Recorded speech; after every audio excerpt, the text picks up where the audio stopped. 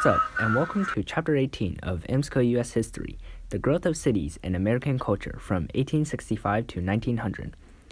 As always, please make sure to subscribe, like, comment, and share with your friends. Thanks so much for your support for this channel. So starting with the 1880s, the vast majority of immigrants that came to the Americas were from Northern and Western Europe. So these included the British Isles, Germany, and Scandinavia. And these people, the old immigrants, were mainly Protestants, although there were some Irish or German Catholics. And most of them spoke English, and they had a high level of literacy and skills that could help them easily blend into American society. Well, at the beginning of the 1890s, there was this new group of immigrants, the new immigrants, and the national origins of these immigrants changed. So these new immigrants were more from Southern and Eastern Europe, so Italians, Greeks, Croats, Slovaks, Poles, and even Russians. And many of these people were poor and illiterate, and they were fleeing autocratic countries, so they didn't really know the democratic traditions of America. Also, these people weren't majorly Protestant. These included many Roman Catholics, Greek Orthodox, Russian Orthodox, and even Jewish. So once these immigrants arrived, they usually crowded into poor ethnic neighborhoods. So cities like New York, Chicago were big places for these people.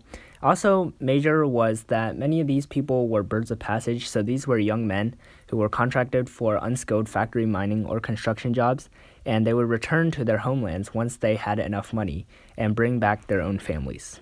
For these new immigrants, Ellis Island was really one of the first places they would arrive. So Ellis Island is near modern-day New York City, so right next to Manhattan. And basically, these people would pass through this immigration checkpoint. They would get vetted. They would be made sure they were allowed to enter the country. They didn't have anything wrong with them, no diseases. And by passing through here, they were finally able to go to New York and go to the rest of the United States. And here to greet them was the Statue of Liberty, so given to us by France, and it's actually right next to Liberty Island, which is close to Ellis Island. And for many of these people, passing by the Statue of Liberty was this new sign for new beginnings. Over in the West, since there were many new Asian and Chinese immigrants who were coming over, there was Angel Island, which was basically just like Ellis Island. It was also an immigration checkpoint. It was a place for many people from Asia to get accustomed to America first, right before they left. And this was located in San Francisco Harbor, also known as the modern-day San Francisco Bay Area. Next is Frederick Law Olmsted. So he was this guy who designed New York Central Park in the 1860s, so famous park. And he also designed many suburban communities, so suburbs. And these contain aspects such as graceful curved roads and open spaces, basically the idea of a village in the park. And by 1900, suburbs had grown up around every major U.S. city. And soon after, single-family dwellings surrounded by an ornamental lawn became the new American ideal for comfortable living. So this also began America as the first suburban nation. Before this time, the suburbs were really only for the rich people who wanted to get away from the city, but soon after this, more middle-class people started to move into suburbs a little bit. All the new immigrants crowding into ethnic neighborhoods, housing sort of became an issue. So to increase their profits, landlords divided up inner-city housings into small windowless rooms. And what resulted were a bunch of slums and tenement apartments that were actually really hard to live in. So in order to correct these unlivable conditions, New York City actually passed a law in 1879 that required each bedroom in a tenement to have a window. So the cheapest way for landlords to respond to this law, called the Dumbbell tenement, was to build ventilation shafts in the center of buildings to provide windows for each room. So it wasn't really a great window where you could see something nice outside. It was really just a rectangle cut out so air could come in and through. And this didn't really do much, and overcrowding and filth in the new tenements continued to promote the spread of deadly diseases such as cholera, typhoid, and tuberculosis. Immigrants also made political parties greedy for votes. So one way to manage the competing social, ethnic, and economic groups in the city were political machines. And these political machines would find jobs in apartments for these new immigrants or show up at a poor family's door with food during hard times. And then in return, the political machine could get votes when it came their time for election. So the political machine was generally pretty greedy. But sometimes they were also generous, and ultimately, though, they stole millions of dollars from taxpayers in the form of graft, which is basically skimming the top of money and taxes, and fraud, basically just outright frauding people. And in New York City, there was this big problem. So 65% of public building funds actually ended up in the pockets of Boss Tweed and his cronies. So Boss Tweed was actually this New York political machine who gained a lot of power in New York City at the time. And he was a Democrat, and this was a Thomas Nast cartoon portraying him as basically a bad person. During this time, there were books of social criticism. One was by Henry George. He wrote Progress and Poverty. This basically questioned the effects of laissez-faire capitalism and also called to attention the alarming inequalities in wealth caused by industrialization. So there were more rich people and more poor people, but less people in between. And so as a result, George proposed one innovative solution to poverty, which was basically replacing all taxes with a single tax on land. So everyone would be taxed according to how much land they had, not just how small of amount of place they lived in, and forgetting all their other assets, such as money stored in banks. Another popular book was Looking Backward from 2000 to 1887, and this was written by Edward Bellamy in 1888, and it basically envisioned a future era in which a cooperative society had eliminated poverty, greed, and crime. Obviously, back now, past 2000, we see that probably isn't true. And so many people were enthusiastic about these books, and they joined various reform movements and organizations to try to implement these ideas. And ultimately, both books encouraged a shift in American public opinion away from pure laissez-faire capitalism and toward greater government regulation. So some parts of the reform movement include settlement houses. So some young, well-educated women and men of the middle class decided to settle into these poor immigrant neighborhoods and try to learn the problems of immigrant families firsthand. So they lived and worked in places called settlement houses, and these young reformers tried to relieve the effects of poverty by providing social services for people in the neighborhood. So one of the most famous was the Hull House in Chicago. This was started by Jane Addams. Seen over here, this is probably one of the best known types of settlement houses.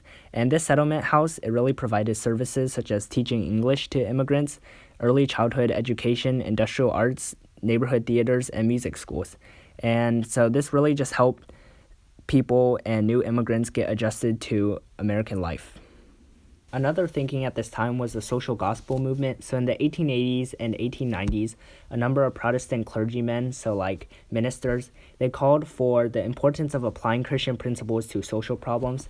And as a result, they inspired many Protestants to take up progressive reforms.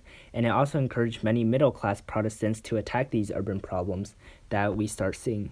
Women started to gain more power in this reform era as well. So you may remember women's suffrage really launched at the Seneca Falls Convention in 1848, and a bunch of middle-class women continued this stance. So two former pioneers, Elizabeth Cady Stanton and Susan B. Anthony of New York, helped found the National American Women's Suffrage Association, also known as NAWSA, and this really wanted to secure the right for women.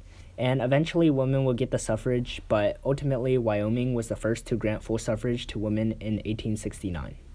Women got other rights such as property rights soon after as well. Also, there was the WCTU. This was the Women's Christian Temperance Union. It was formed in 1874 by Frances E. Williard, and at one point it even had 500,000 members. And they basically advocated for total abstinence from alcohol. So to them and many other temperance movement people, they thought that alcohol was the cause of a lot of ills of society, and by banning alcohol, these ills could be reversed.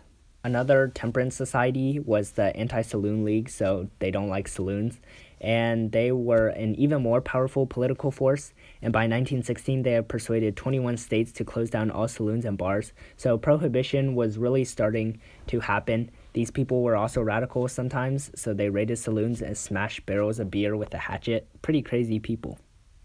Ultimately, American writers and artists responded in diverse ways to industrialization and these urban problems. So generally, they were the innovators of the era, and they reflected a new realism in an attempt to portray the authentic American style. So as you can see, many of these things are actually real images or paintings of cities. So realism and naturalism was a big thing. Popular works of literature were started in these years, so romantic novels too. And some of the most famous works in American history, such as Huckleberry Finn, written by Mark Twain, seen right over here on the left, were written during this time as well. So that was big. Also, American painters responded to the new emphasis on realism. So once again, they tried to sort of take these real things of life and put them into painting. Before, it wasn't really this way. They started to really put some science into it as well by drawing anatomy. Also, pop culture really grew as well. There were many instances of pop culture growing, so entertaining urban masses was a big business at this time. Popular press was big, so mass circulation newspapers, and one New York publisher, William Randolph Hearst, his company is still alive today. They pushed scandal and sensationalism to new heights, and it really made everything crazy in American times, or at least to the citizens of America. Also, advertising revenues grew and new printing technologies existed. One was the Ladies' Home Journal, and these magazines sold really cheap, and they tried to tell women what to do, like in the household. Amusements grew as well, so dramas were one form of entertainment. The National Rail Network also encouraged circuses such as Barnum and Bailey and the Ringling Brothers, the greatest show on earth. Also, Wild West shows, so like Buffalo Bill and Annie Oakley and even Sitting Bull, the Chief, were also made into different sorts of plays. And commuter, streetcar, and railroad companies also promoted weekend recreation, so people could leave out of the city and go to rural areas to sort of have a picnic or have outdoor recreation. That was basically the start of the weekend as we know it today.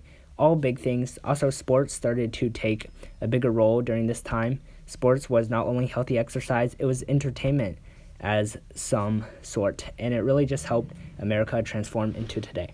So this has been chapter 18, I think, 17, 18, whatever.